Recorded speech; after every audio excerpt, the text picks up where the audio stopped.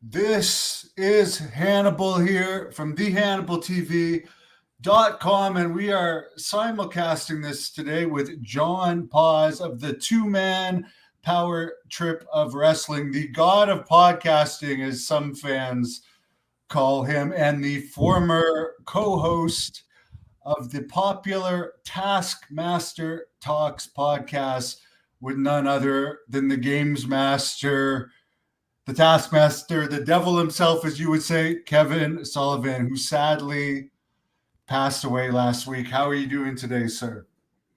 Doing okay. How's everything going with you? How you doing? Uh,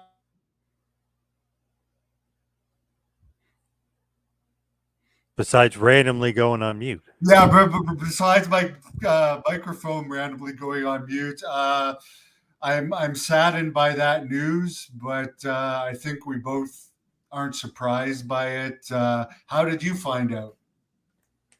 So Andrew Anderson, I found out through he actually posted it on social media very, very early last week. So that's when I saw it, and then I got confirmation. So I was like, "Ooh, boy!" And obviously Andrew is very, very close with Kevin. So I mean, he believed him, and obviously you knew he was accurate. So um, wasn't as shocked, I guess you would say, because I knew he was not doing too well, but still very saddened. I mean, it's just terrible news. One of the best guys, definitely one of the best guys in the business for sure. One of the smartest guys in the business for sure as well. Yeah, I actually heard Dave Meltzer's Wrestling Observer Radio about Kevin Sullivan that went into fairly detail about him. And he said one of the things about Kevin, which made sense after he said it, after listening to your podcast, is he put everybody over. So that's one of the reasons why he was so well liked. He always put everybody over. Is that something you noticed? Yeah, big time. It's just funny sometimes. Like even Benoit, Chris Benoit, his rival. Obviously everything we know about what happened with Woman and Benoit and Kevin, but he always put him over. Said he was the best wrestler, he was the best worker. He didn't mind putting him over. All this stuff about him, and I was like, it's like, wow, he's so humble in a certain sense, but it's just so positive about the guys. But even Benoit, you figure he'd probably rip him or say something, or maybe he's a little too stiff or a little too snug. Took no cheap shots, said nothing bad about him, didn't rip him at all for leaving WCW with the belt. He didn't really rip him ever, which is kind of surprising. He kind of put him over. Just of all people you expect, all right, at least he'll probably put down Benoit, but nope. Hogan, of course, is his buddy. He always put over Hulk. So it just seemed like he never really put down anybody. It did seem like he put over everybody for sure. Very positive. That's a good point. He never said anything negative about Benoit ever, and he's done a lot of interviews about Benoit. So that's very interesting. One person that maybe you've seen it, because I know you're possibly Hulk Hogan's biggest fan. I didn't notice Hogan said anything about the death. Did he? No, I was kind of maybe a little surprised, but I know obviously if he's busy or maybe he's upset by it, or you never know how some people take the news and death. But obviously that's a long, long time friend of his. But I did not see anything from the Hulkster camp about the death of Kevin Sullivan. I mean, I would imagine he knows about it, but it's up to him when he wants to respond or what he wants to respond with. But did not see anything yet from the Hulkster. I wouldn't say surprised by it because you can't really make somebody say something or have them say something. It's up to their own volition. But it just maybe a little surprised that he didn't say anything about it just because of their longtime friendship. Yeah, there's always that story that Hulk slept at his house the night before Bash at the Beach, and Yeah. he was like a close confidant of Hulk Yep. Hogan. So I find that strange, but Yeah. maybe And it's still. also, yeah, maybe he's waiting, or I don't know, maybe I know he's busy doing a lot of different things and traveling the country, but maybe he's waiting until he gets home to do it. I'm not 100% sure, but that story is great about Bash at the Beach 1996. Kevin was basically saying, yes, close friend, yes, close confidant, but since he was the booker and he wanted everything to go according to plan with Bash at the Beach 96, with Hall, Nash, and obviously the mystery man, the third guy, he wanted everything to go right, and he didn't want the Hulk's manager to talk him out of it, didn't want Hulk's agent to talk him out, didn't want anybody to talk him out of it. So if you can control the situation, how can you control the situation? How can you make sure the Hulk isn't talking to other people, or maybe somebody's getting in his ear trying to convince him of something else, when Kevin knows that this could be the biggest angle ever in the history of the business? And obviously it was. He was dead on accurate about it, and that Hulk turning heel was going to be something that's going to resurrect the business and change the business forever. Right on that too. He knew I had to control this. I got to keep him at my house. It's the only way I can trust the outside factors from influencing Hogan from not turning heel. Hulk obviously wanted to do it, but Kevin just wanted to doubly make sure that he was not going to kind of go back on it and say, yeah, I don't want to be a third guy. I don't want to be in the New World Order. I don't want to be a heel. So Kevin was just really, really making sure that that didn't happen and that these outside forces did not change Hulk's mind. Somebody's asking on here, when did Kevin Sullivan's health problems start? I know the quote unquote accident supposedly happened in May, but I recall, didn't it at some point, either last year or the year before, didn't he go to Florida to be with his daughter for a while for health reasons or something like that? Yeah, I guess I don't want to get in too much detail, but yeah, last year that there was a little bit of a health scare as well, and he kind of got over that. But there was definitely, you know, an incident, if you will, before May. But really, there was an accident that did occur in May that kind of really sent him on a downward spiral. But last year, yeah, he wasn't in great health, but kind of got over it. Ended up coming up here in New Jersey in September for a signing with me. He was in great spirits then. He was feeling a lot better. But yeah, there was a health scare last year as well, for sure. I mean, obviously, 75 years old, and not a young man either. No, and one thing about him when you're with him in person, I would say the last uh, since SWE Fury, he seemed to be in a lot of like physical pain from his injuries compared to the first time I met him was actually the last time he ever saw Billy Graham in person back in Wow. 2013 in the WrestleCon in New Jersey. I actually caught it on tape, their last meeting, and he was still moving well, but like he was always in good spirits, but it seemed like he was in a lot of pain. I know sometime around the Texas years, his dog had pulled him or something and caused him to fall, and that had aggravated his hip, and he was in a lot of pain. When was the first time you ever met him? Oh God, it was 2000. I want to say 2016 when Big Chris Hughes used to bring him all the way around to New Jersey and all the different signings. He brought him down to WrestleCade one year. He brought him. Trying to think where else was it? Philly? Yeah, I think it was Philadelphia, the ECW Arena. So it was probably 2016 when I actually first met him. I interviewed him in 2016 as well. Then again 2019. Then obviously started Test Measure Talks in 2020. But as far as meeting, it was about 2016. And you're right, by the way, about the dog. There was he pulled him and I guess, almost knocked him over and kind of jarred his hip. Obviously, he had some hip injuries and had a lot of injuries from wrestling and taking those bumps and just, all those crazy matches with Benoit and everything else. I mean, obviously, his body was, and Terry Funk, ton of matches with him, but just his body was through a lot, especially when you're in those crazy, crazy matches. Nasty Boys, I mean, my God, all those crazy matches he was in and all those crazy bumps. I do remember that the dog actually aggravated a bad hip injury at one point a few years back as well. Yeah, I forget the breed, but it was a very big dog type of dog that Yeah. he had. Yep. And he lived on an island, right? Do you know exactly where that island was? There's been a bunch of people asking that. So it's kind of the closest city, I guess, that you would know would be Seattle.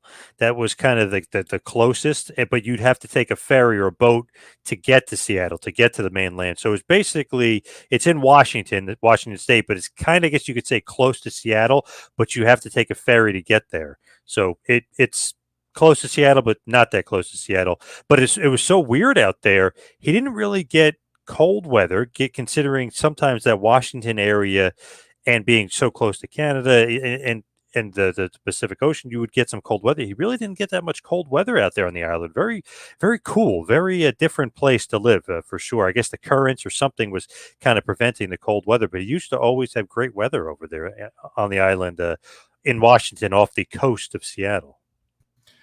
Yeah, it sounds like a great place. At one point, he also had a place in the Florida Keys, I think, at the same Yep. time, but some hurricane caused him to move, I believe, or something like that.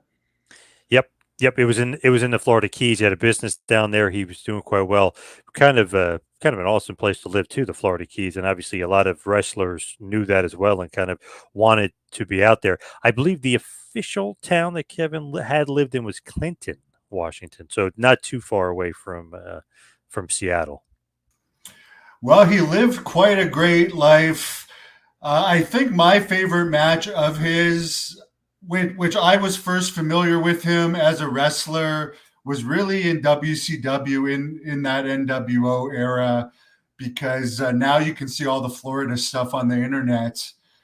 But I wasn't that familiar with it in the past.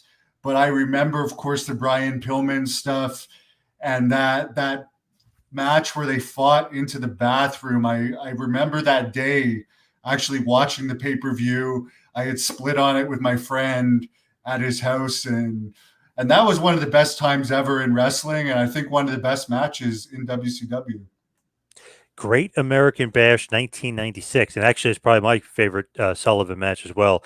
Wasn't too familiar, was too young really to see it much in Florida, though now it's fun to go back and go on YouTube all the time and look up the old Army of Darkness, the devil, the worshiping, satanic worshiping gimmick of Kevin. It's really fun to go back and look at it in the YouTube era, if you will, looking at YouTube. But as far as me as a fan, definitely WCW, definitely the matches with Benoit. They had a series of matches, geez, ton of them. But the one you're talking about, which is definitely my favorite, Great American Bash 1996, where they go in the bathroom. And honestly, if you look at that pay-per-view, it might be one of the greatest pay-per-views of all time, too, WCW Great American Bash 1996. There's a ton of good stuff on the card. Obviously, Kevin's the booker, but obviously Kevin might have had the best match on the card, too, with Benoit. So I love that. That's my favorite match. I also love Bash at the Beach 97, the retirement match where Benoit beats Sullivan, ends his career. So not only did he take his wife, take his marriage away from him, he took his career away from him. So talking about always putting somebody over, always putting guys over, crazy. He put over Benoit and had him end his career. Pretty nuts. But that's definitely my favorite match, and series of matches from him is the Benoit stuff. Absolutely love those matches. They were awesome, especially Great American Bash. The one thing I know he's tried to explain it a bunch of times, but I just don't understand it. And this was above and beyond being nice to Benoit. Like when they let Benoit leave as champion, beating Sid, to me, it was like, why? Yep. Even at the time as a fan, I couldn't understand it because Sid was so much more over. But it's like he was going to W. And the crazy part about that, Kevin had a meeting with Sid in the back before this with Arn Anderson. Sid did not want to put him over. He said that, what if the guy leaves? But also Sid was saying, is this believable? This guy is really short. He's really small. I'm putting this guy over. I need an out. Remember, he had his foot under the rope, but he tapped out. I know the out was his foot's under the rope, and Arn didn't see the foot, and he ends up tapping out. But he did tap out to Benoit. So Sullivan actually goes to bat for Benoit, who might be leaving the company, who kind of took he with the bat. He goes, listen, brother, I'm the same height as Benoit. What are you saying? You know what I mean? Like, so he's kind of defending Benoit as far as the height thing. Then he was saying Benoit was the best wrestler we had, that it made sense. Benoit was over, that this was the right direction, that they were going to end up keeping Benoit. Obviously, that part did not happen. It didn't end up keeping Benoit at that point. But he actually had a meeting with Sid beforehand and went to bat for Benoit and kind of like talked Sid down from not wanting the job. So he really went above and beyond to have Benoit be the champion. And it's crazy because he was desperately trying to get him to stay, which is, I don't know, to me, crazy as well, but just shows you, man, again, he's putting over Benoit again. And his career, he's given him the world title. It's just nuts to me how much he put Benoit over. The one interesting thing I will digress for 1 second. Sid did say in an interview with me that like supposedly around the time that all that happened with Benoit, they were going to move him to ECW, which was kind of a downgrade, which a lot of people disputed that was a downgrade.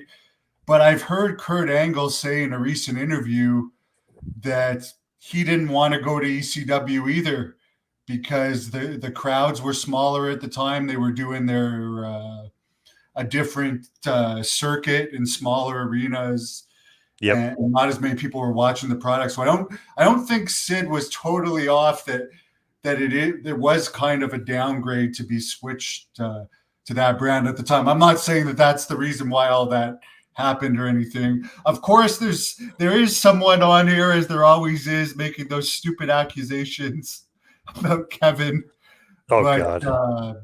someone's claiming he's like OJ. I can tell you guys from being around Kevin and being around him after he's consumed alcohol, where I think he would have maybe slipped a little bit.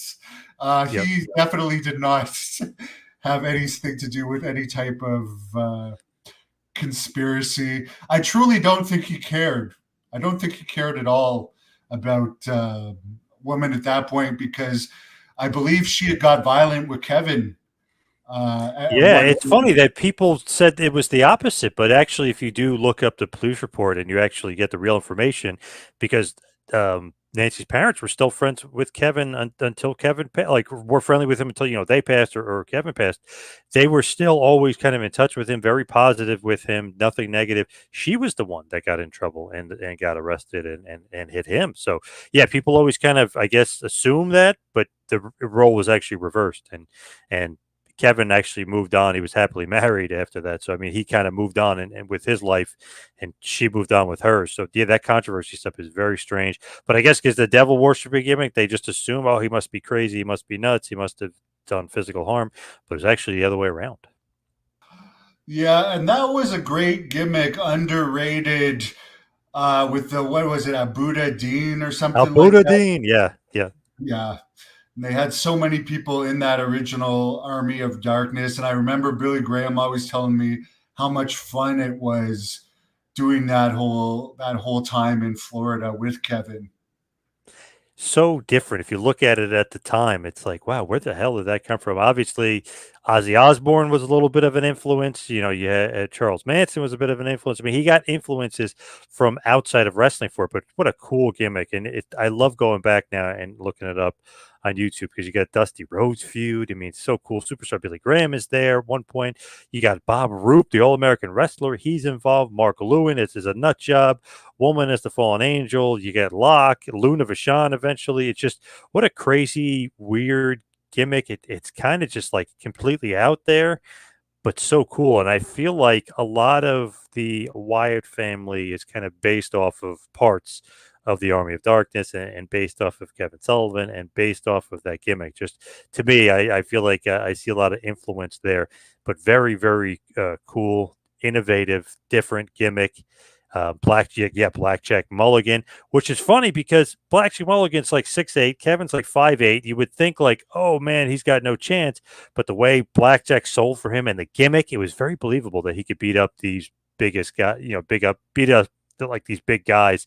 Even Dusty's obviously bigger than Kevin as well, but it's very believable that Kevin would be doing that because of the gimmick and the aura that he had around the gimmick, and his just the way he looked, his eyes and rolling the eyes, and just everything about him in that gimmick was just super cool and super over. I never heard this Iron Sheik story from Kevin that Jason's bringing up here. Did you ever hear it? Which Iron Sheik? I'm not actually sure. Maybe Jason give us. Yeah, Jason. I don't know about Chris Colt having an influence on Sullivan or not. I think Sullivan may have been doing it before Chris. But Yeah, I feel like Colt might have got some influence from him, and then obviously Colt did that Nazi gimmick, which was completely out of left field and odd. yeah, But yeah, yeah. I don't know. Yeah, I don't know about Chris Colt. He never mentioned Colt having influence on him, but he always mentioned Ozzy, like Charles Manson, like guys like that. Oh, outside of wrestling, not necessarily in the business. Obviously, as we're talking about, he always gives credit to guys in the business, but the influences for the gimmick were a lot of outside of wrestling. And he even said he was a smaller guy. Obviously, I mean, his legs are massive, so he was in shape. A former, weightlifter, bodybuilder, whatever you want to say. I mean, just a massive guy. It's just as far as that short, stocky build to him. But he had to do a crazy gimmick. Had to be something different. to get noticed because hey, you're in the land of giants. So definitely something with the gimmick where he knew he had to stand out and be completely different from what other guys were doing in the business. The one workout that he told me to do, and I still do it to this day, like when I'm not sure what to do or if I'm not feeling into it, is just do a whole workout of deadlifts.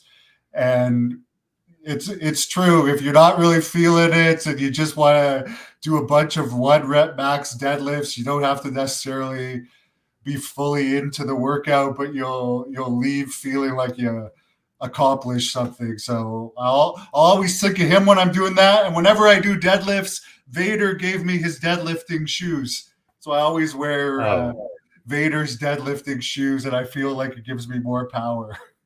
nice, very cool. Yeah, and Kevin had those massive legs, so obviously he did a lot of deadlifts. You know that. Oh yeah.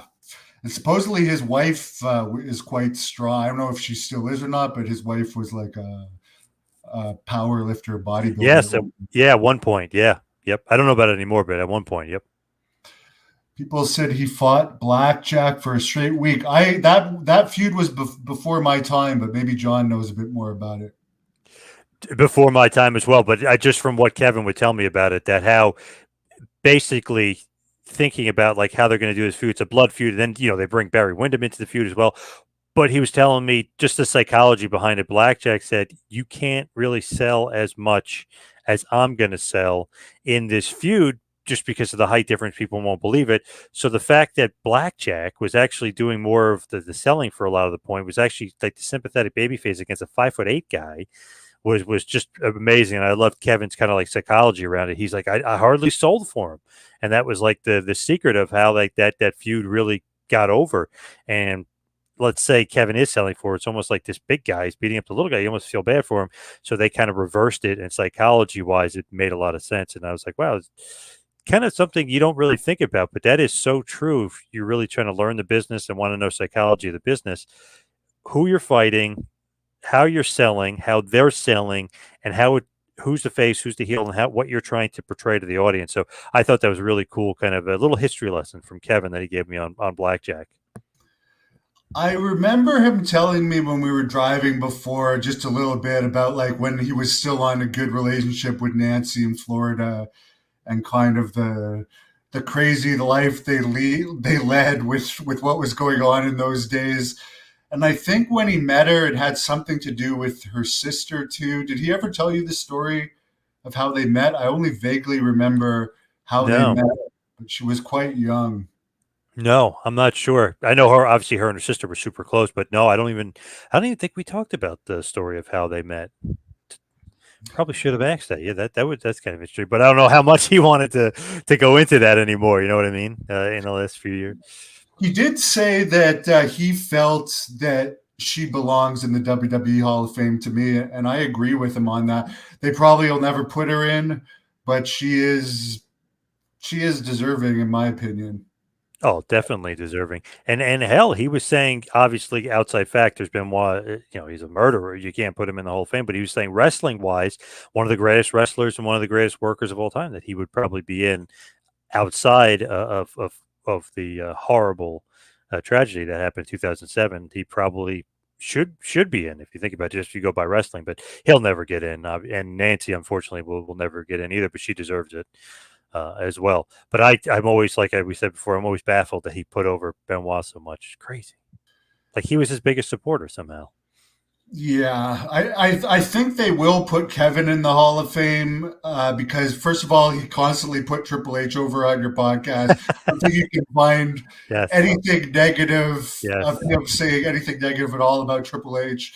And they gave a good tribute video to him. I'm sure you saw that. Yeah, that was cool. I was watching SmackDown. I was shocked that they had the video and WB YouTube and excuse me WB Online had that video. I was just wasn't expecting it because sometimes if a guy didn't work for the company, they almost ignored the history, even though it had a huge impact on wrestling and a gigantic impact, behind the scenes. It just felt like, man, they'll probably ignore him because he was never really in WWE other than the WWF back in the day, but he was really never a part of WWE.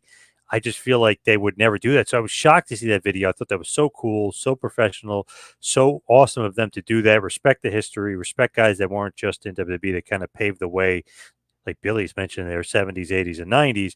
That was very, very cool. But he definitely deserves a spot in the Hall of Fame. There's no doubt about it. I'm shocked he never really worked there, but he owned a gym. He had property. He had other things that he was doing, and obviously became older in the 2000s that where he wasn't really up for a creative position in WWE or really a job there, but definitely without a doubt should be in the WWE Hall of Fame. And I do think he'll get there, whether it's legacy wing or not. I think he'll get there. Triple H is very respectful of the legends, no doubt about it. Yeah, I think it comes down to that Vince didn't like the WCW guys because I heard that on the Undertaker's Dead Man show, SummerSlam weekend, that him and Kane were on the stage, and Vince told him to beat the shit out of Canyon and DDP, for example, and he supposedly liked DDP. So maybe it was just Vince's like, oh, he was the WCW booker. I don't want anything to do with that. Who knows? It could be. Vince is nuts. I was just reading a story from '96 where he did an interview. The whole interview was him ripping WCW, how they're spending so much money, and that's why they're beating him, and all this other stuff. So, yeah, Vince is definitely a weirdo. He was obsessed with WCW. When he ended up buying WCW, you could tell creatively he just like was shit after that. Pardon my French there, but he was crap creatively after that. So it was almost like his big accomplishment. He wanted to be WCW, wanted to be WCW, and I don't care anymore about creative. Obviously, they were probably not good creatively for about 20 years after that until Triple H came into the fold. But yeah, he's very, very weird about the WCW guys. He wanted to give them no props, no respect, always wanted the job. I think it was Bruce Pritchard was talking about the Dusty story and Pat Patterson. With Macho Man about how Macho was like, man, he goes, the WrestleMania match needs to be longer. This match needs to be longer. Like the matches against Macho and Dusty were a little too short. Macho thought they deserved more time, thought Dusty should get more offense, should get more respect. And Pat Patterson and Vince told Bruce Pritchard, I guess they told Macho, don't sell as much for him. He's from the competitor, and that's really NWA. So we're going back all the way back then.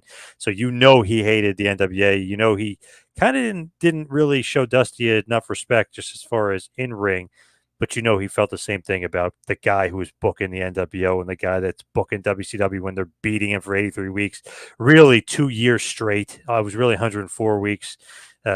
Just crazy to think that Vince would ever acknowledge him. In his heart of heart, he hated Sullivan for booking WCW and almost putting him out of business and kick his ass for 2 straight years. Did AEW have any mention of him on air? I know they put out a graphic of him. I didn't notice any on-air mention, but I did see the graphic, which were obviously very, very classy, and Khan respects the business too. I mean, obviously, definitely respects Sullivan and what he was able to do. Hell, if Sullivan didn't do what he was doing, AEW wouldn't be on TNT. So you got to give the respect. But I didn't see that anything of them mentioning him on air. But I did see the graphic, which was nice. Obviously, respectful. I know I can say that Sullivan was at least pitched to AEW, I believe, at least once. Yes. I know the guy, he actually got a bunch of guys hired in AEW, but for whatever reason, maybe it was his mobility issues. It didn't work out, which is unfortunate because it would have been, not that they would listen to him on creative because they have some of the best minds ever, but that would have been. I know. He would have been in a long list of guys that Tony just doesn't listen to again. That would have been great to have him on there as creative or an advisor role, or just like somebody to throw ideas off of, or like, hey, how do we structure this? How do we build a storyline? How do we build a heat? Which seems to be a huge issue. They never really build good heels, or they never really build heat. Hey, who's the master of building heat and building heels? The guy that created the NWO, Kevin Sullivan. So I feel like he would have been a huge help, immense help. But God, I talked to so many guys that work for AEW and have left now, and they don't listen to any ideas, no matter how much respect the guys that had the business, how much experience the guy has in the business. For some reason, Tony just not listening to anything but his own ideas, which is just crazy. Because you could have had Sullivan, you could have been, building some heat, building some guys, building some characters. All for naught. Should have done it though. Should have, would have, could have, I guess.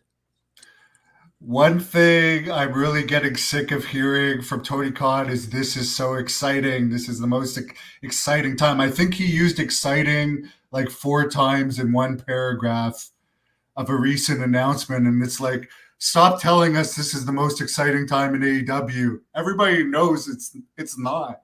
Right, Like definitely they not. have at least try and come up with something else to say other than that, because it's like we know it's not the most exciting time. The most exciting time is when it was created. It's not even close to that now. But Yeah, or when Punk was there, when yeah, drawing those gigantic houses, that was the most exciting time in AEW by far. Interesting though, Shane McMahon. Will Shane McMahon join AEW? Is that what he's talking about? Is he talking about the new Warner Brothers Discovery deal, or is he just saying like that one time where he's like, "I have a huge announcement. It's just going to be epic," and it was like, "We're returning to Jacksonville," and they were just returning to their old venue in Jacksonville. So I'm hoping it's a real exciting announcement and not a BS announcement like, "Hey, we're returning to Jacksonville" or something like that. I hope it's Shane McMahon's on board, or I hope it's something big. And I'm hoping it's got to be a money increase from Warner Brothers Discovery, maybe a bigger deal, maybe add some shows. I know they have a ton, but maybe some bigger shows or like some Clash of the Champion-esque shows where you don't have to pay $50 for a pay-per-view. yeah, I don't want to digress from Sullivan too much, but it just seems like with all of these great minds, give one or two of them Rampage. Like I know towards the end they gave WCW Saturday Night to some people, but it's like it seems like they don't even try for Rampage or Collision anymore. It's Yeah, and the ratings kind of show, right? I mean, they did under 200,000 one week, and I think it was 219 last week. So obviously, if you don't pay attention to it, you don't have good booking for it. The numbers show. I mean, they kind of just they show you that you're not having a good time. They're showing you it's not an exciting time. They're showing you something needs to change. So obviously, if the ratings are that bad for Rampage, give it to somebody. Obviously they've got plenty of guys there in creative that could do something with it. Yeah, and I don't know if these big stars have it in their contract. They only work Dynamite or what, but it's like you could use a lot more star power on some of these other shows. Like last weekend on the Collision Day, MJF and Osprey were wrestling on an independent show, Right. not Yeah. on their own show, which Right. is Yep. crazy to me. But whatever. Yep. Yeah, But yeah, imagine what Sullivan could have done for AEW in his yeah. prime. Yeah, that's right. I totally agree. He would have been awesome. He would have been building up some of those guys as great heels instead of just having them almost be like a joke. Yeah, definitely. It seems like I don't know. They have all these legends under contract. They should put more legends, like guys like Sullivan, with people and like help get them over. But whatever. There's someone asking Barbara actually, who always comments on your videos. Has Steve Kern made a statement? I know they were good friends. I Yes, don't if know. if you go to his Facebook page, he had like a very nice thing, basically saying, him and Kevin were great friends, really, really good friends. So yeah, he if you go over to his Facebook page, I think it's just Steve Kern. He actually posted pictures and posted something earlier this week. Yes, Jason. I think Sullivan said, didn't he have some contact with Stephanie at one point, Yes. but it wasn't Yep. serious? Yep, had a meeting with Stephanie. Wasn't serious at all. He owned his gym. He owned property in Florida. He was it was worth way too much money. It was a gigantic facility. He was not leaving that, but it was one of those things from Stephanie, kind of due diligence kind of thing. Like, hey, WCW's over. Let's see what's going on with Kevin. Let's see what he's doing. Is he still doing wrestling? Does he want to do creative? Do we need help? So it was one of those things where Stephanie just checked in. Didn't work out for either one of them. I don't know if she was as serious about hiring him, and obviously he didn't want to go there. So it just timing was terrible at that point. So it was not going to happen for WWE and Kevin. Barbara and Bill are bringing up his mic skills. I remember actually Yes. after I watched one of your podcasts of him talking about why he had Bob Roop join the Army of Darkness because he had a lot of he was half blackballed. And I went and I looked up the promo he was talking about with Roop, and it was a great promo, and I'm sure it was pretty much off the cuff. So just goes to show you the amazing mic skills he had back in those days. Definitely a great promo guy, especially back then. Some of the stuff he would say is like just off the wall. Even, a Buddha Dean or whatever, when he would say that, it's just like, what is this guy talking about? But you're fascinated by it just because it's different, it's unique. He's an awesome talker, super smart guy. So he's a great orator, if you will. He knew how to communicate with the audience. He knew how to convey that he's this crazy monster heel who's not really a monster. He's only about 5'8". You know what I mean? He's not a satanistic devil worshiper. So he great promo guy. Yeah, you're right. Right. And Barbara and I forget who else said that there, but underrated for sure as far as mic skills. Great promo guy. I know a lot of people say, oh, the WCW stuff was hokey, but that was because the Dungeon of Doom. That's what Hogan kind of wanted. So even then, I enjoyed his promos with the Dungeon of Doom as well. Yeah, I mean that's the first time. Like I saw him on tapes because we didn't get TBS here in Canada as part of your general cable package. So I would see like WCW and NWA tapes of him. But the first time I regularly saw him was during the Dungeon of Doom, which I'm similar age to you. I was like grade 6-ish, grade 5-ish at that time, I think. To me, it was awesome. The Master was pretty damn cool. And Yep. like you look at the list of guys that were in the Dungeon of Doom, even Lex Luger was in there at one point, Vader, Kamala. I mean, Brutus Beefcake's underrated. Yeah. There was so many good guys in there. Yes, there was some silly stuff, but I just remember those promos. I always look forward to, who's going to be in there this week, and Kevin acting all crazy with his eyes rolling back, talking about the Master, and the Master with his big voice Yep. sitting on that throne. As a kid, like I loved it, and I liked Hulk Hogan back then too. So I was into that kind of stuff. Definitely very hokey, definitely very 80s-ish, very cartoonish for that era, but it is fun. Dungeon Doom is just like a fun gimmick. Obviously, if you really look at it, it's all guys that Hogan was very comfortable working with, and all guys Hogan loved. Loved the Master, King Curtis. Loved Sullivan. Obviously, Sullivan was the booker as well, but he loved Sullivan. He's the one that brings the Giant into the fold in WCW, so he obviously was very keen on working with him. Kamala he brings in. He loves Kamala. Haku, aka Ming, is in the Dungeon of Doom. Loves working with him. The Shark, aka John Tenta. Obviously, we know him as Earthquake. He loved working with him. He loved working with the Zodiac, aka the Booty Man, aka Brother Bruta, aka his boy Bruce Beefcake. So all those guys were guys that he enjoyed, all those guys that he liked, all those guys that he liked to work with, even Luger to a certain extent. So it was kind of like a Hogan um, love fest. There's all the guys that he loved, all the guys very comfortable working with, all the guys he wanted to work with. And Kevin knew that full well. Like we talked about on the podcast a million of times. I love talking about Dungeon and Doom with Kevin because he's saying like the reason he did that was to get Hogan comfortable, but also show him like, all right, like this is kind of passe. Like we need to move on. You probably need to turn heel. We could turn this business around. We could change the business forever if we do this. And it was almost like means to an end. The Dungeon of Doom led to the NWO, whether we realized it at that time or not. Yeah, and people don't like to admit this, but the Hogan versus the Butcher feud actually sold out the Nashville Municipal Auditorium, and it was a great Starcade pay per view. It actually did better business wise than Flair Steamboat, and that's a fact. Sadly, Flair Steamboat wasn't sold out in that same arena, and I'm a huge Ric Flair fan, And but Flair Steamboat, that might be the greatest match of all time. Those series of matches are probably the best matches of all time to me. I know people rate matches and they want to do their own thing, but to me, Flair Steamboat in that series of matches is probably the best matches of all time. And that match in particular might be the greatest match, might be my favorite match or one of my favorite matches. But that's the power of Hogan and Hulkamania, which Kevin knew. It's like you got to use your top guy who everybody knows. He's a household name, he's mainstream, and he's the most over guy. So that's of course he's going to outdraw. No offense to Flair, who may be one of the greatest draws. He's not the greatest draw. Hogan is the greatest draw of all time. And I actually did enjoy the Three Faces of Fear, which is obviously the Butcher, Kevin Sullivan, and the Avalanche together. I thought that was really cool, which is the precursor to the Dungeon of Doom. So it's like kind of Hogan, Savage, and Sting versus those three. That was very cool and very different. That obviously then leads to the Dungeon of Doom.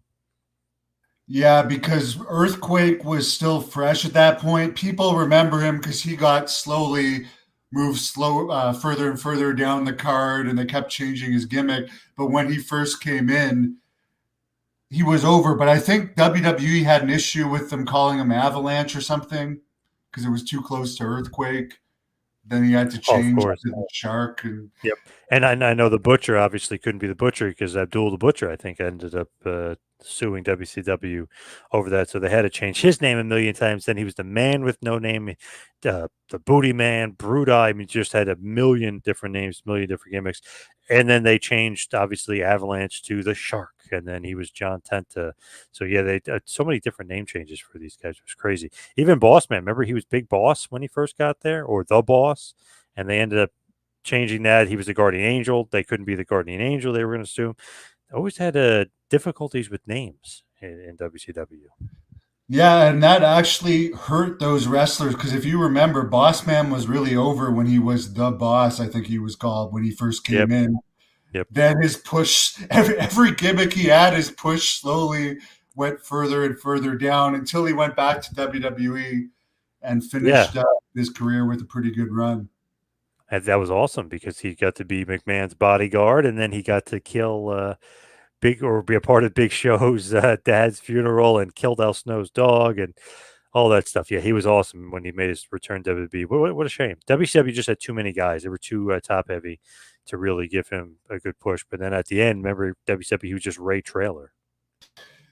Yeah, and again with John Tenta when they shaved his head or something, and he had to give some stupid speech. I think I recall saying his name's John Tenta, and it was just like it was horrible. It was sad. Yeah, kind of unfortunate. But as far as the Giant, you mentioned Paul White. To me, his best time was the Dungeon of Doom, whether that was his first match or not. Yeah. Yep. Sure, certainly his current AEW run, although he might be making the most of his career, is probably the most forgettable time of his career. But like when he came in as the Giant, and a lot of people, the internet was in its very infancy, actually thought he was Andre's son. I Yep. mean, to me, that Which was is the best version of him. which is funny because Vince McMahon said to him, I'm going to book you. I know how to book giants. WCW doesn't know how to book you. Sign with me. And obviously signed the deal that was like a 10-year contract, $1 million a year, whatever the heck it was. It was a huge deal at the time. In the contract was that he had to win the title a certain amount of time. So great deal for him. Can't blame him. Great job. But man, Vince McMahon did not know how to book the Big Show at all. Booked him horrible. I don't even know if I particularly really like that name or not either. The Big Show, the Giant was so much better. He was so much better booked in WCW. Bad English there, but way, way better booked in WCW under Kevin than McMahon. McMahon's horribly booked him. Horrible. My memory of the Big Show is I was an extra once in Montreal, and he was backstage in the dressing room with a laptop showing everyone midget porn. Oh, geez. What the hell? Yeah, I'm not kidding. Weird. Yeah, it would be interesting if of all things the Big Show, like I'm not saying that was like 2005, January 2005, but that stands out to me. It's like what the hell is going on here? As an extra, you're just trying to lace up your boots. Okay, do. But yeah. Someone That's says his really first match odd. was against Hulk Hogan. Yes, it was, and that Yeah. was through the whole Kevin Sullivan thing, getting him over. Yep. Literally, your first match in wrestling, and really his first match is going to be against Hogan on pay per view, um, which a lot of people in WCW, Bischoff included, kind of consider Halloween Havoc the biggest pay per view. I know everyone kind of traditionally, even Kevin would say it's really supposed to be Starcade, but Havoc really ended up being um, perhaps their biggest pay per view. It's his first match. So, I mean, man, he really knew how to get this guy over. He's pretending it's Andre the Giant's son. He's feuding with Hogan. He ends up winning technically. So, and ends up technically winning the title, obviously, which leads to World War III, where it's vacant and there's a 60-man battle royal for the vacant WCW title, which Macho Man wins. But the whole thing was, man, they made him look like $1 million. It was great booking by Kevin. Just great. Yeah, and the one thing I was going to ask you about, if you knew anything about this, Kimberly Page told. It seemed like when I asked her about women, she was talking about their relationship being complex, and it without really saying it. It seemed like there was a bit of heat there. Then I saw DDP had made a post that things were kind of rough with Kevin, but he put him on the phone while he was in the hospital. Your buddy Joe Gomez put him on the phone with Kevin, and they kind of made peace. I never heard Kevin ever say anything but good about DDP. Were you shocked to hear like DDP come out with this story that there was some friction between them at one point? Yes, very shocked because we actually a few years ago did an episode on DDP, and DDP sent over a text to Kevin. Thank you. I listened to the show. Great episode. So I knew nothing of any sort of heat between them at all, and Kevin did nothing but put him over. Always had nice things to say about him. Was very, very positive, and he shared the text with me that DDP sent him a thanks, and make sure you thank John.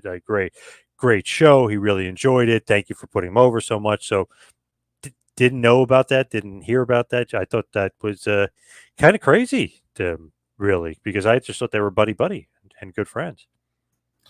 Yeah, it's strange. I wonder. I guess we'd have to maybe ask DDP or Eric Bischoff what it was about more. If there's, I wonder though. The only thing Kevin ever mentioned, as far as maybe some dissension. Obviously, I don't know the whole story, but some dissension was DDP was trying to say that, hey, I'm the one that should beat Goldberg. Remember how over DDP was in '90? I mean, he was just gigantically over. One of the most over guys on the roster, easily. I mean, the roster had friggin' Sting, Luger, and Goldberg there at the time. So pretty amazing that DDP was that over, but he was trying to petition Kevin that he should be the one to end the streak and beat Goldberg, and Kevin said no, and then it ended up being Nash. So I don't know, maybe if that ended up causing some heat. That's the only thing I could really think of, but I had no idea. Didn't know about any sort of heat between them. It didn't seem like it, the way Kevin talked about DDP. Absolutely loved the guy. Seemed like. Yeah, it seemed like Kevin. I mean, I had talks with him I remember having talks with him around 2017, where he was telling me that he agreed with me that it wasn't time to kill Goldberg's streak. But then in later years, it seemed like he changed it to maybe he just wanted to be more agreeable with everyone because he knew his time was coming. But I do definitely think that was the beginning of one of the nails in WCW's coffin. I don't think Nash was necessarily the wrong guy to beat him, but there was just so much left in that Goldberg streak, and that's something that Kevin booked as well. Technically, though, at that point, Nash was the booker. Technically, Nash booked his defeating of Goldberg. Yeah, yes. I mean Kevin started this streak, but this maybe you could mention this. In that same Wrestling Observer Radio, I heard Meltzer and Alvarez talking about Kevin, and Kevin told me this story too. And he liked to tell this story that Goldberg lost. He had Goldberg lose on TV before the streak actually happened, but no one remembers it. Did that actually happen? I know he lost to Chad Fortune, I think, at one point, but was that televised? So that was a dark match, a part of a TV taping. So he relayed that to Arn Anderson as far as getting that job done, and Chad Fortune getting the win. I actually interviewed Chad a few years ago about it, and it's in the archives for TMPT, which was really fun to get him on. Really cool. What a rare, cool guest. But he beat him. As far as him losing on TV, I'd never heard of it, never saw it. I remember Kevin mentioned it, but I was like, I don't know about that. I just thought maybe he was misremembering it because it was Chad Fortune and it was at a TV taping. So that's the only thing I could think of. But as far as the streak itself, he was saying he wanted a Mike Tyson-esque guy, like a tough, badass guy with an awesome look, with charisma, that could just go undefeated like Tyson did for a while, just dominate. It doesn't have to be fast, it could be quick, and the guy's going to really get over. It's going to be a skyrocket thing. So his push of Goldberg and him thinking like all black, like Mike Tyson, filming him in the back like the boxers, they would film them walking to the ring. Just really, Kevin thought of all these awesome things. It's almost kind of overlooked, but man, the streak, that was one of his greatest things that he ever booked. That was awesome. It definitely had more legs left. I don't think Starrcade was maybe the spot for it, but when I asked Kevin, or when I was telling Kevin, I was like, hey, when I rewatched Starrcade, the crowd pops big for Nash win. So Nash was over huge. They were loving him and Hall together again. So it was kind of a pop for that night, but I do think it was a mistake Kevin thinks the way it was done was a mistake. He thinks they maybe should have had like a few matches together. Nash can beat him, maybe not at Starkey, maybe a little bit down the road, but he thinks he should have beat him straight up. The cattle prod and everything else he thought was too convoluted. Everybody interfering, Disco and Bam and Bigelow and all these security guys. Again, he just thought it was too convoluted. He didn't like that. That's not how he would have booked the end of the streak. But he was obviously buddies with Nash, loves Nash, so he would never bad mouth Nash for the booking. He just said he would have done it differently. Yeah, and for Kevin, as far as his bravery, I guess we could say, he did confront Nash at one point. They did have a little hotel room confrontation, I seem to believe. And he also, and you discussed this with him, and I know it's true because I've heard it through other people too.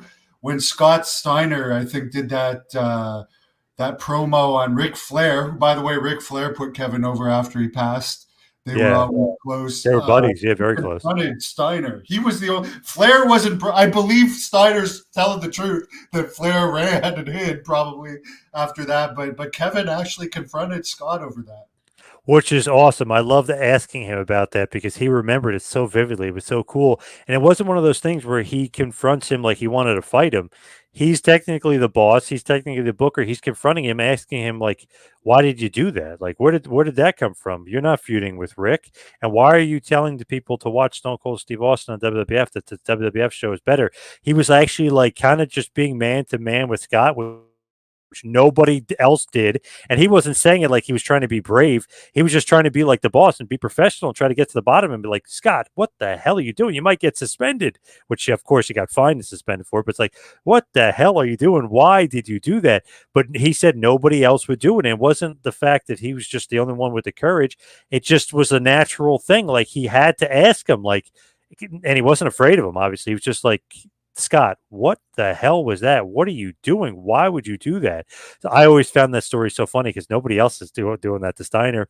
And Steiner wasn't mad at him or anything either. He was just like, F Flair, and I spoke my truth. And, you know, he wasn't really being too forthright of like why the hell he really said it. But it was just very, very cool that Kevin was the only person to actually kind of confront Steiner, and probably really the only person really to confront Steiner in WCW just about anything. I know obviously DDP did once. They ended up getting into a fight, and Steiner obviously won that one. But Kevin really, you know, was man to man, went eye to eye with him, and just was like, "What the hell was that all about?" Yeah, the one thing I'll say about Kevin is we've got lots of smaller wrestlers today, but he may have been small, but he was built, he was thick, he was Yeah, strong. He portrayed bodybuilder body. Yeah, you would still be afraid. Your average person on the street would still be afraid to fight him. It's not like today. I mean, I can't say anything because it's a totally different business. But like today, there's so many smaller guys that you would have absolutely no fear of fighting. Whereas like back when he was in it, if you were small, you would still have to have a mystique about you. yep. And you'd have to be built, and you'd actually have to actually kind of look like a wrestler. So he knew that, being that he was small. So weightlifting was a big part of his thing, and he was obviously super, super strong. Sometimes back in the day, he'd lift with Ultimate Warrior. Sometimes back in the day, he would lift with Kevin Nash. And these guys are obviously gym rats beyond belief, two of the strongest guys ever in the history of the business. So he was no slouch at all in the gym, really took care of himself. Great. He was always in great shape. And I always loved it randomly. I always loved his punch. The way he delivered the punch was very legit. He had quite a memorabilia collection too, didn't he? Did he ever talk to you about that? I know he's told me about it, but I'm so not a sports fan that it went in one ear and out the other. But I know you're a big Yeah. baseball fan too. Yep. What's some of the stuff that he collected? I don't remember exactly what he had, but he would tell me like old autographs, old books, old programs, a lot of baseball memorabilia, a lot of boxing stuff.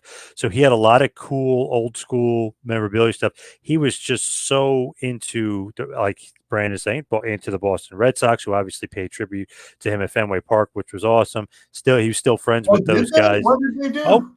oh, they put him on the scoreboard. they said in remembrance of Kevin Sullivan on the scoreboard. So very cool of the Boston Red Sox. I know he still had some friends over there too, and obviously it shows. So nothing but respect for him. Was covered. A quote of mine was in the New York Post, and the New York Times actually, by the way, also quoted me in there as well. So it shows you in this little bubble of wrestling, he's being recognized by the Boston Red Sox and the New York Post. He's in the New York Times. Just shows you the level of respect everybody had for Sullivan. But his collection was nuts. Absolutely loved the Red Sox. Was obsessed. Loved baseball. Huge historian for baseball. Loved boxing. Had a bunch of collectible stuff from there as well. Certain collectors and certain guys would give him stuff sometimes. Like, hey, this is cool, and they give him some freebies. But he was almost like a historian for all things sports, especially baseball and boxing. Yeah, and I don't even know how he fills it all in his brain with everything he also has for wrestling because he's one of the best historians ever in wrestling, and he still I don't know if he actually watched it too often other than YouTube clips in recent years, but he kept up with everything that was going on overall. Yeah, to me, and maybe this could be his legacy, but I would throw this out there, and somebody could say Lanny Poffo or somebody else, but I'd say smartest man in wrestling. If you actually got to know him, and I obviously became friends with him over the years, he could literally have a conversation about anything and almost give you like historical fact about it. I mean, we were watching college football once, and he was giving me stats about old school teams like like, hey, Boston College in this year or Notre Dame in this year, and he would just have facts out the yin yang of stuff. So to me, maybe the smartest guy ever in wrestling. Could definitely be a historian for many different sports. He knew so much stuff. And then on top of it, like you said, he did keep up with modern day wrestling. Like he was talking about Triple H's booking and what he was doing and Roman Reigns. And obviously anybody listening to the show, you knew he loved the bloodline. He thought it was better than the NWO, which I thought was crazy, but he would just kind of dissect that and go into of why he thought that. And hey, like this guy came out better on the other side. Sometimes when you feud with the NWO, those guys didn't. This is what Triple H was doing differently. And this is the Paul Heyman influence on some of the storylines. So, and obviously the Heyman influence is because Heyman is a disciple of Kevin Sullivan. So obviously there's a stuff there, and Kevin hired him into the business. Kevin kind of really got him his start. So if you think about it, like obviously he passed on some knowledge to Heyman, and Heyman's passing it along to Triple H, passing along to Roman Reigns, and putting this into the bloodline. So Kevin's footprints are still in the business and still everywhere, and he was still following the business like crazy. So he absolutely loved it, and he loved the bloodline. That was his favorite storyline of all time, believe it or not. He said it was the best, and it said because he got all those baby faces over when maybe the NWO didn't. Yeah, the only difference I'd say is I don't see bloodline shirts everywhere. Maybe it's different in the US, but I've never seen a bloodline No, I've, shirt. I've seen a couple, but nothing like NWO. Oh my God, are you kidding me? I've seen like hundreds, literally in my lifetime, in like in the wild, quote unquote. I've seen so many NWO shirts. It's literally insane. Celebrities I've seen wearing NWO shirts. If you go to concerts any summer here, like if of like rock and roll bands, you're going to see NWO shirts, hats, and stuff like that. Of course, Steve Austin stuff too, but you're going to see like a lot of old school NWO stuff. And I don't doubt that WWE is making more money than ever. But the difference is in the Attitude Era, WWE was selling out, WCW was selling out. Indie shows, you go to an indie show, be packed. Right now, I don't know how it is in the US. I don't hear that much about indies as much as I did before AEW. It seems like AEW has kind of killed off the indies in a lot of ways, other than GCW is doing all right. But like Yep. overall, it's not like the Attitude Era where you'd go to a random indie show and there'd be 500 or 600 people there, and Right. like both companies were packed. AEW is not doing the greatest right now. Not Uh, struggling. but yeah, the one thing I'll agree with Kevin, by the way, about the AEW is like, remember AEW said they were not going to have two six-man tag team champions, and I remember Kevin commented on that. Why do you even need one? Yes. And they Yes. never got rid of the second one. There's still Ring of Honor and AEW tag team champions, and the Ring of Honor one. I'm hearing the big critique is like, people are excited about the Von Erichs and Dustin having them, but it's not on TV. It's like you No. put it on the brand that people aren't watching because you need the subscription. It's Yes. bizarre. Hopefully, though, now that True TV has been changed to TNT Sports or TNT Prime Sport or whatever the heck they're going to call it. It's going to be like an offshoot of TNT Sports. Hopefully, with this new AEW deal that's rumored, hopefully you can have basically ROH on that new sports channel and then see them on Ericsson TV. That would be ideal. Yeah, Hey, that I had would. an NWO shirt at my wedding too, underneath, and NWO socks on too. There you go. I'm not surprised at all. And your wedding, your marriage has gone on. You've had a very successful marriage. What year are you in now? And you got a couple of kids too. Yeah, 2 kids are married, 11 years, believe it or not, coming up, which is nuts to think about. But yeah, time flies. Whew, well, it's going to be 11 years, believe it or not.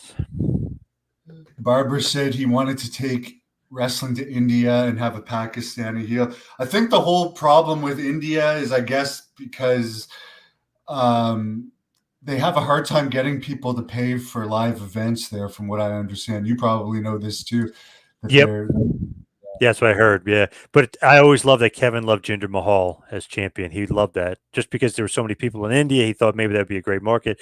I just always tickled me. I like Jinder. I thought he was obviously looks like $1 million. I just tickled me that he thought Jinder was like this great WWE champion. Not that he was bad, but I don't know. I always thought that was funny that he was like, "This is great. This is great idea, great booking." They killed him by having Triple H beat him in India, where they could have made that was just, it's like, so it's almost stupid. Like we built this guy all up so Triple H could just beat you in your own country. So stupid. Oh, and it's funny. He's so much better of a booker than he is when he's a wrestler, Triple H. When he's a wrestler, he's like burying everybody, killing everybody off. When he's a booker, it seems like he's raising all these tides. Like Gunther is now over. Priest is now a main eventer. Braun Breaker is super over. It's like he's like raising. When he was a wrestler, man, he killed all these guys off. Jinder Mahal, geez, Booker T. He had to beat Scott Steiner. Like he had to beat Goldberg, which was just insane. He had to beat Lesnar at Mania, which was insane. It's weird. When he was a wrestler, he just killed everybody. When he's an actual booker, he actually is a million times better and gets these guys over. Yeah, I mean, I've been able to watch more clips with him booking than in the past 20 years, as you said. So there's definitely a lot of good in WWE. I hope AEW can get better. Please, if this big announcement is you're coming to Australia, where apparently they don't even have a very big fan base, but they think they could maybe get a deal to fill a stadium there, please use Outback Jack. I would love to see what kind of reaction Outback Jack would get. I don't know if they could even call him that, but I was just thinking that whole time, every time I saw like clips of that WWE stadium show that they did this year, I'm like, what kind of a reaction would Outback Jack if that Timey Kangaroo downplayed and he had just walked out? Like, what do you think they would have done? I don't know. I would have loved that. I would have marked that for that. That would have been pretty cool, actually. Instead of Rhea Ripley, let's have Outback Jack. That would have been cool. Have him. Didn't Cody do a show? It's like have Outback Jack like just come out for this Cody. Yeah, Cody show. didn't. Yeah, he didn't wrestle on that show. He did a thing basically announcing that him and Seth were going to be a tag team partners. He did that Grayson Waller effect show. Yeah, he didn't even shockingly didn't wrestle on that show. Yeah, I don't know. I just feel bad for Outback Jack, but he's a lovable character that people remember, and I just wish that, like, because I know he's gone on hard times and he's half blind. I know he's got a bit of vision, but it'd be nice if they would just like do something special with him on something like that. I don't know. I think the fans would like it. I know he wasn't popular in the back, but fans liked him, and everyone had the toy. It had the removable hat. Everybody had the LJN. Yeah, he was over for sure. And if you have that figure, come on, you're like immortalized. So yeah, for sure. Yes, Barbara. He didn't really get drunk and walk around naked. I think the consensus is the Bulldogs, according to the legend, H-bombed him. Yes. And that's when he walked around naked. And apparently at one point the Bulldogs also, and I'm sure you may have heard this, also rolled him up in a rug and tied a rope to him. And this was in the winter, and like we're doing donuts. And Park. This is stuff Kirk, that's man. like someone needs to make a movie about what happened in the 80s behind the scenes in WWE. Yes, yes. The Bulldogs were awesome pranksters. I know maybe people don't like that, but that's an awesome prank. I also love some of the Briscoes pranks as well that they would do. I love those old school pranks. Steiner Brothers, obviously, 80s and 90s, but I love those guys that would just, I don't know, maybe they would you consider bullying today, but to me, not really. They're just funny pranks to me. Like, honestly, I think at one point, I think I even asked DDP about this. The Steiner brothers stripped them naked in a battle royal. It's like if that happened today, they would be blackballed. It would be all over even the public news, blah, blah, blah, blah, blah. In those days, it's like, this is a rib. He's now one of the boys. Yep. And it was just part of it. And if you complained about stuff like that, for better or worse, you wouldn't last very long in the business. Now we cater to like the weaker people, but whatever. That's Yes. just the way that the world has changed. You used to have to be like the toughest of the tough to be a pro wrestler, at least have that aura about you. Yep. Not anymore. No, but whatever. Kevin had that aura, and he still had some mystique about him. And I genuinely appreciate all the advice you gave to me over the years. I was honored of all the match finishes you gave to me. I wish it could have gone on longer. I was honored. One of the highlights of my life, honestly, was it ended up being, I think, the last time he ever managed. I thank God I did this. I just said, "What the hell? I'm going to come out to the Dungeon of Doom music." Nice. With Great Kevin theme Sullivan. song. Yes. And I was having all I was thinking about was like having a mark out moment. Just the other time I had a feeling like that where I just got tingles and people can say what they want. That was living my dream for me, was when I was standing in the ring and Haku came out to his WCW music. I was just like, you know what? I'm living my dream right now. People can say whatever they want. And Haku loved Kevin and Kevin loved Haku, and like people can say whatever they want about me. I may not have been in a stadium or whatever, but I got to work with some of my heroes like Kevin and like Haku and a whole long list of others. And how many people can say that? And you've worked with your heroes too. You've met your heroes in a different way as well. Yep. 100%. Pretty awesome. And it's pretty awesome to do the podcast with Kevin because the NWO might have been my favorite point as a wrestling fan, maybe my favorite thing to ever happen as a wrestling fan. Definitely my favorite time period in wrestling for sure is that era, to be honest. I know I love the Hogan era, but I think that's my favorite, that NWO portion. It was just a good time to be alive, and Kevin is responsible for it. He's the man behind it. He's the thought process. He's the booker. He was the one building up Hall, Nash, and Hogan like a balloon and building up all that heat for years. Just the NWO was the best, and it was awesome to be able to kind of not only talk about it with Kevin, but dissect it with Kevin and really, I don't know, like run the gamut of like the behind the scenes and had a book and what he was thinking and like what I was thinking as a fan and like, wow, that's just so cool. Like you never in a million years would I think back in 1996 that I would be talking to the guy that basically wrote, book, and controlled the NWO. Just amazing. And you documented history, and that's why it was great. It was great that we shared some of that footage because it's like, for the rest of time, we now have his opinions on all that detailed stuff. So that stuff is for the real fans and like just for historical purposes. It's great that you got all that documented. Yep, pretty awesome. Yeah, Barbara Sullivan and Terry Funk had a run in PCW. I think it was supposed to be 2 matches, but Funk's wife got sick, so they never ended up having the follow-up match. But some people complained about that, but they looked like they were having the time of their lives, and PCW let me post that on this channel, so I thought that was pretty cool. And Constable, yes, I had a match with Nash, with Terry Funk refereeing. Talk about another dream moment, and there was 3,000 fans. How great of a moment is that? That's awesome. It was amazing. So thank you, John, for this trip down memory lane. I know we both loved Kevin Sullivan. We're both massive fans of his, and we had a lot of respect for him.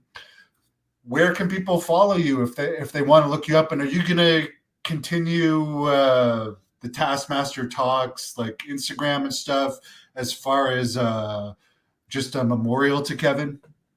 Yeah, so for I guess until I don't even know when, but I feel like a tribute, if you will, for Kevin is definitely necessary and kind of required. I think for just a little bit of time, I think that is definitely what we should do and will do to keep that up. And you can follow obviously Taskmaster Talks on Instagram, but you can follow me on X and Instagram at Two Man Power Trip.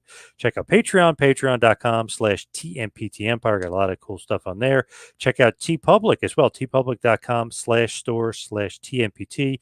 Get some Hogan era stuff, some TMPT, and even a glimpse into the future of a project with the greatest Canadian wrestler of all time, somebody that you know very, very well. We'll be working on something with him, a big project coming up in the not so distant future. So definitely keep an eye on that. Greatest Canadian wrestler of all time. You're talking about me, right? No, I know who you're talking about, and I think that's really cool. Yes, yes. So we'll go into detail because we haven't really announced anything yet. But yes, something is up there. But definitely, that's something cool. Definitely keep your eye out for that. Keep your eye out for some more Hogan era stuff as well. But this has been great to kind of go down memory lane with you. Obviously, you love Sully. I love Sully. He was the man, probably the smartest guy ever in the history of the business. Just a great booker, great mind for the business. Love that dude. And Sully, I guess I'll see you on the other side. And Barbara, yeah, Mad Dog was one of the great Canadians. And I'll just say one more thing about Sullivan.